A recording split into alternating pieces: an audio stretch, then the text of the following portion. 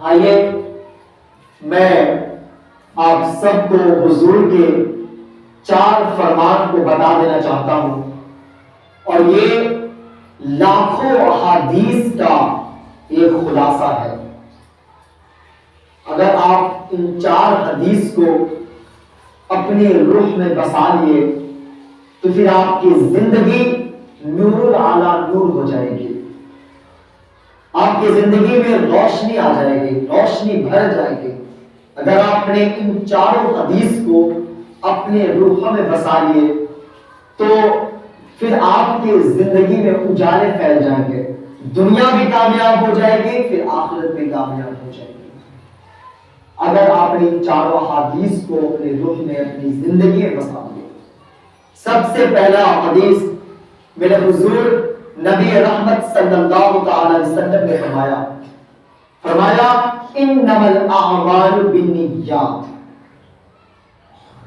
کیا فرمایا؟ انما الاعمال بالنیات۔ عمل کا دار و مدار ہماری نیتوں پر ہے۔ اگر ہماری نیت اچھی ہے تو پھر ہمیں اچھا صلہ ہوگا، اور اگر ہماری نیت خراب ہے تو پھر اچھے اعمال کا بھی کوئی صلہ نہیں ہے۔ ہماری ساری عبادت، ساری ریاضت، ساری تلاوت، ہمارے جتنے بھی اعمال ہیں، سب کا جو کھمبا ہوتا ہے، جو بیس ہوتا ہے، وہ ہماری نیت ہے۔ ہماری نیت ہے۔ ہماری سجدہ جو ہم کرتے ہیں، ہماری نیت ڈیسائیڈ کرتی ہے کہ ہم کس کے لیے سجدہ کرتے ہیں۔ جب ہم سجدے میں جاتے ہیں تو ہمارا خیال اور کوئی نہیں بلکہ ہمارا خیال خیال خدا ہوتا ہے۔ نہیں تو ہم کسی کے پیر کے سامنے سجدہ کرتے ہیں، ہم کسی دیوار کے سامنے سجدہ کرتے ہیں۔ تو اگر جھک جانا ہی سجدہ ہوتا تو پھر کسی دیوار کا سجدہ ہوتا، کسی انسان کا سجدہ ہوتا۔ لیکن نہیں، ہم جب سجدہ کرتے ہیں تو ہمارا خیال کہاں ہوتا ہے؟ ہمارا خیال خدا سے جڑا ہوتا ہے، ہماری نیت ہمارے رب سے ٹکراتی ہے۔ صرف جھک جانا ہی سجدہ نہیں ہے۔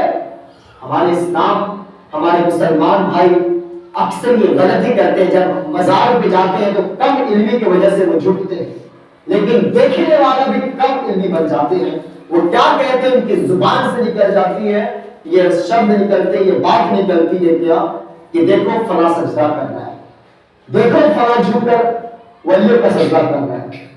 آپ کو پتا ہے ہماری زبان سے نکلی ہوئی بات کی وجہ سے ہمیں آخرت میں بہت بڑی پکڑ ہو سکتی ہے، بہت بڑی پکڑ ہو سکتی ہے۔ ہم نہیں جانتے کہ وہ جھکتا کیوں ہے، وہ ادب کے تقاضے پر جھکتا ہے یا پھر سجدہ کر رہا ہے، ہم یہ نہیں جانتے ہیں، لیکن پھر بھی ہم کمنٹ کرتے ہیں، بول دیتے ہیں، اور ہمیں پتا نہیں کہ ہمارے ایک بول کتنی بڑی پکڑ ہو سکتی ہے۔ بے موسم کی بارش ہو گئی، وہ ایک شخص کا بیٹھا ہوا تھا، بے موسم کی بارش ہو گئی، اس کے زبان سے یہ بات نکل گئی کہ یہ کون سی بارش ہے، بے موسم کی بارش آ گئی۔ اللہ اکبر، ایک بزرگ کے خواب میں وہ آیا، اس بزرگ نے پوچھا میاں بتا کیسا میرا سلوک ہوا رب کے حضور؟ اللہ اکبر، کہو جناب کیا بتاؤں، صرف ایک غلطی کی وجہ سے، صرف ایک غلطی ہوئی تھی میرے سے کہ بے موسم کی بارش ہو گئی، اور میرے زبان سے نکل گئی تھی کہ یہ کون سی بارش ہے کہ اب بے موسم کی بارش ہو گئی ہے، صرف اتنی بات میرے زبان سے نکل گئی تھی۔ اللہ اکبر، میرا رب، میرا اللہ ہر روز اپنے حضور کھڑا کر کے پوچھتا ہے میرے بندے بتا بارش کے لیے کون سی موسم اچھا ہے۔ ہر روز اللہ کھڑا کر کے پوچھتا ہے بندہ بتا بارش کے لیے کون سا موسم بیسٹ ہے، اچھا ہے۔ ایک غلطی میرے سے ہو گئی تھی، میرے زبان سے نکل گئی تھی کون سی بارش ہے، تو ہم کو پتا نہیں ہے کہ ہماری بول کتنی بڑی پکڑ ہو سکتی ہے۔ تو ہم سمجھتے نہیں ہیں، پوچھتے نہیں ہیں، بول دیتے ہیں۔ مزاروں کے سامنے جھکتے ہیں لوگ، تو آپ اگر بولتے ہیں تو پوچھے میاں آپ کیسا کر رہے ہیں، آپ جھک رہے تعظیمی ہے یا پھر سجدہ ہے؟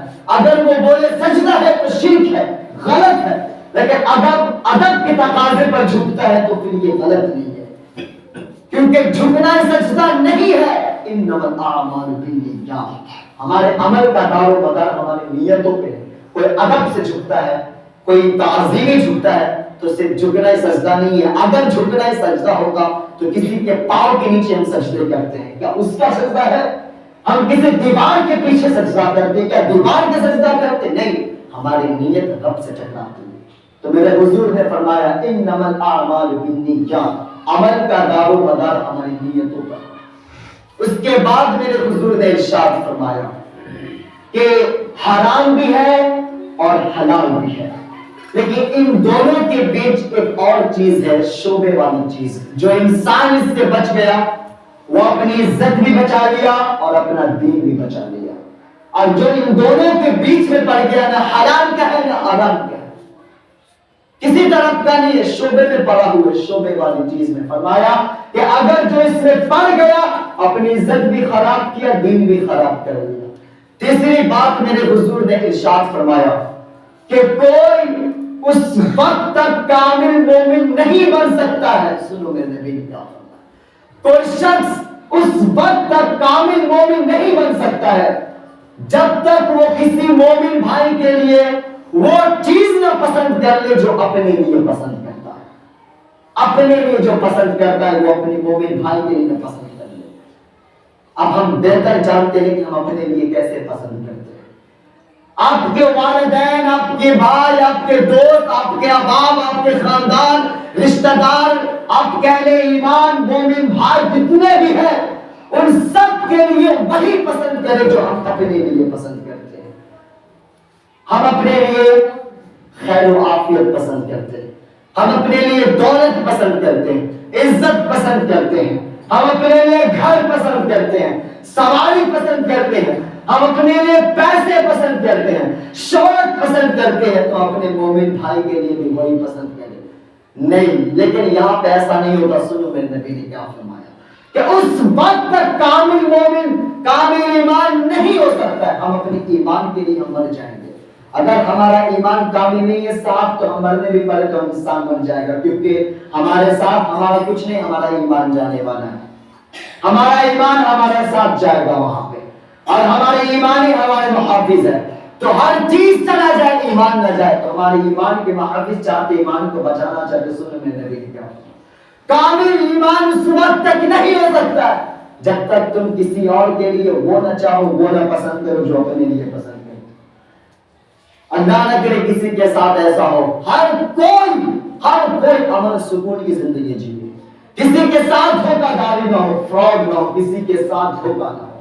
لیکن ہم اکثر کیا کرتے ہیں، دھوکہ تو نہیں کرتے، لیکن جب کسی کے ساتھ دھوکہ ہو رہا ہو تو ہمیں خوشی ہو رہی ہوتی ہے کہ یہ میرا شریک تھا، میرا دشمن تھا، اچھا اس کے ساتھ ہو گیا۔ اگر یہ ہمارا خیال ہے تو میرے حضور نے فرمایا اس وقت تک کامل مومن نہیں ہو سکتے، کامل ایمان نہیں ہو سکتا ہے تمہارا ایمان، جب تک تم وہ نہ پسند کر لو جو اپنے لیے پسند کر دو، اپنے مومن بھائی کے لیے بھی وہی پسند کرو۔ سنو میرے چوتھی بات، ان تینوں بات کو اپنے رخ میں بسا لیجیے صاحب۔ چوتھی بات میرے حضور نے فرمایا کہ کسی شخص کے لیے خوبصورت اسلام تب ہے جب وہ بے مقصد کسی کام کو چھوڑ، بے مقصد، جس کام سے ہمارا کوئی نفع نہیں ہے، جس کام سے کوئی فائدہ نہیں ہے، جس کام سے ہمارا کچھ حاصل نہیں ہوتا ہے سوائے نقصان کے، فرمایا اس کام کو چھوڑ دو۔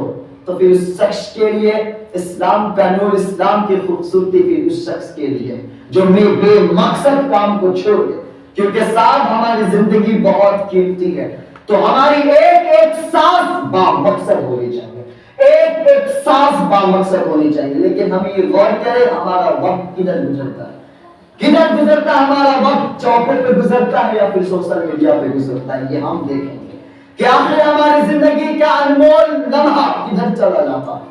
اللہ اکبر۔ حضرت امام شافعی کہتے ہیں کہ ہم نے فقیروں سے دو بات فتح کی سنی ہے۔ سب سے پہلی بات، الوقت سیف قاتل، وقت کو تم کاٹ دو ورنہ وقت تمہیں کاٹ دے گا۔ ہم نے فقیروں سے یہ بات سنا اور بڑے فتح کی، الوقت سیف قاتل، تم وقت کو کاٹ دو، وقت نہیں تو تمہیں کاٹ دے گا۔ ہم وقت کو بچائے، ہمارا وقت قیمتی، تو اس قیمتی وقت کو قیمتی چیزوں میں خرچ کرے تو ہمارے لیے بہتر ہے، نہیں تو پھر وقت ہمیں کاٹ کے رکھ دے گا، پھر بچا نہیں سکتے۔ اس کے بعد فرمایا کہ دوسری بات، دوسری بات جو فقیروں سے میں نے سنا وہ میرے لیے بہت فائدہ مند ہوا، اور وہ یہ کہ تم اپنے آپ کو نیکی کے کام میں گزار دو، تم اپنے آپ کو نیکی کے کام میں لگا دو، ورنہ نفس تمہیں گناہوں میں لگانے میں دیر نہیں کرے گا۔ تم اپنے آپ کو نیکی میں لگا دو، شامل کر دو، ورنہ شیطان نفس تمہیں برائی کے کاموں میں بھیجنے میں بالکل دیر نہیں کرے گا۔ تو ہمیں چاہیے کہ ہمارا ارد گرد، ہمارے ماحول کے اندر ہم خوبصورتی پیدا کریں، ہمارے ماحول میں نیکی والا ماحول میں ہم رہتے ہیں، ہمارے لیے بہتری ہے۔ ہمارے دوست، ہمارے احباب ایسے ہونے چاہیے کہ جس کے ساتھ رہے تو ہمارے ہر لمحہ نیکی میں شامل ہو۔ ہم چاہے تو مسجد والوں کے ساتھ رہ سکتے ہیں، ہم مسجد والے کے ساتھ رہیں گے تو ہمارا دل کرے گا مسجد جانے کا۔ اگر ہم ایمان والوں کے ساتھ رہیں گے تو پھر آپ کا بھی ایمان جستجو اور جوش میں آئے گا، آپ کا بھی ایمان تبدیل ہو جائے گا۔ اگر آپ تلاوت والوں کے ساتھ رہیں گے تو آپ کا بھی دل تلاوت کرنے کا من کرے گا۔ اگر آپ قرآن والوں کے ساتھ رہیں گے، جس کا دل قرآن کے جستجو میں چلتا ہے، جس کا خیال قرآن کے لمحوں میں گزرتا ہے، جس کی زبانیں بولتی ہے تو قرآن بولتی ہے، جس کے دماغ بولتا ہے تو قرآن بولتا ہے، جس کا انداز بولتا ہے تو قرآن میں گھومتا ہے، جس کے خیالیں گھومتی ہے تو قرآن میں گھومتی ہے، اگر آپ ایسے لوگوں کے ساتھ رہیں گے تو آپ کا بھی دماغ قرآن سے جڑ جائے گا۔ اللہ اکبر، فاروق اعظم کا زمانہ ہے، ایک عورت مسجد نبوی میں نماز پڑھنے کے لیے جاتی ہے تو ایک نوجوان لڑکا اس کا راستہ روک کر کھڑا ہوتا ہے، اس کی تیکھی نظروں کے تیر اس عورت کو بے چین کر دیتا ہے، اور وہ ہر روز کھڑا ہوتا ہے۔ ایک دن رک گئی، پوچھا کیا مسئلہ ہے، ہر روز تو میرا راستہ کیوں روکتا ہے، کیا مسئلہ ہے تیرا؟ تو وہ نوجوان لڑکا کہتا ہے کہ میں تمہیں چاہنے والا ہوں اور تمہیں حاصل کرنا میری زندگی کے سب سے بڑا مقصد ہے، اگر تم کہو تو میں آسمان سے تارے بھی توڑ کر لے جاؤں۔ اللہ اکبر۔ وہ خاتون کہتی ہے نہیں نہیں نہیں، مجھے آسمان سے تارے نہیں چاہیے، بس میری ایک ہی خواہش ہے۔ تو کہا ایک کیا تم اپنی خواہش تو بتا، میں تیری ہر آرزو کو پورے کرنے کے لیے فرحاد بن جاؤں گا، میں مجنون بن جاؤں گا، اپنی خواہش تو بتا۔ بڑا لمبی چوڑی خواہش نہیں ہے۔ وہ لڑکی کہتی ہے صرف ایک ہی چھوٹی سی میری تمنا آرزو ہے کہ تم 40 دن تک حضرت عمر کے پیچھے نماز پڑھ لو، 40 دن تک حضرت عمر کے پیچھے تم نماز پڑھ لو، میری یہی خواہش ہے۔ اللہ اکبر۔ وہ نوجوان کہتا ہے بس اتنی سی بات ہے، اتنی سی بات ہے۔ 40 دن تک وہ نوجوان حضرت عمر کے پیچھے نماز پڑھتا رہا۔ دیکھیں صاحب، جب ہماری دوستی کس وقت اور کس موڑ پر جا کر کھڑی کر دیتی ہے یہ ہم بھی نہیں جان سکتے۔ 40 دن تک حضرت عمر کے پیچھے نماز پڑھتا رہا، عمر کی قرات کا سوز دل بدلتا رہا، عمر کی قرات کا سوز دل بدلتا رہا۔ 40 دن ختم ہوئے، وہ بولی تھی 40واں دن کے آخری دن تم یہی آنا، میں تمہیں یہی ملوں گی، یہی ملاقات ہوگی۔ 40 دن کے بعد جب وہ حضرت عمر کے پیچھے نماز پڑھ، 40 دن کے بعد آخری دن نماز ختم ہوئی، اب وہ راستے سے گزر رہا ہے، وہ خاتون، وہ لڑکی اپنے وعدے کے مطابق، اپنے زبان کے مطابق، اپنے بول کے مطابق وہ اپنے راستے پر کھڑی ہے، اس کا انتظار کر رہی ہے۔ وہ نوجوان 40 دن حضرت عمر کے پیچھے نماز پڑھنے کے نماز پڑھنے کے بعد جب راستے سے گزر رہا ہے، تب اس کی نظریں جھکی ہوئی ہے، اب وہ اپنے جلس کو، اپنے شکل کو جھکاتے ہوئے گزر رہا ہے۔ اب یہ عورت کہہ رہی ہے، کہہ رہی ہے حسب وعدہ، میں تمہاری انتظار کر رہی ہوں، تم نظریں جھکا کر گزر رہی ہو۔ وہ عورت کھڑی ہے، وہ لڑکی وہیں پہ کھڑی ہے اور کہہ رہی ہے حسب وعدہ، وعدہ کر کے گیا تھا، نظریں جھکا کر گزر رہا ہے۔ خیر کے ساتھ خریدا خاتون، عمر نے دل کا تعلق رب سے جوڑ دیا۔ ایک خیر کے ساتھ خریدا، عمر نے دل کا تعلق رب سے جوڑ دیا۔ اب یہ دل بولتا تو خدا خدا بولتا ہے۔ خیر کے ساتھ خریدا تو ان دونوں لمحے کو، ان واقعہ کو اقبال بولا اقبال کی زبان میں جو موٹی اس کے دل کے اندر کیفیت بدل گئے. اقبال بولا, کیا بولتا ہے, تیری دعا ہے کہ میری آرزو ہو پوری. اس خاتون کی کیا سوچتا ہے, حسب وعدہ آ میرے پاس, تیری آرزو میں پوری کرتی ہوں. تو اقبال بولا تیری دعا ہے کہ میری آرزو ہو پوری, لیکن یار میری دعا ہے کہ تیری آرزو بدل جائے. میری دعا ہے کہ تیری آرزو بدل جائے. آرزویں ساری زندگی ختم نہیں ہوتی, لیکن میری دعا ہے کہ تیری آرزویں بدل جائے, تیری تمنا ہی تبدیل ہو جائے.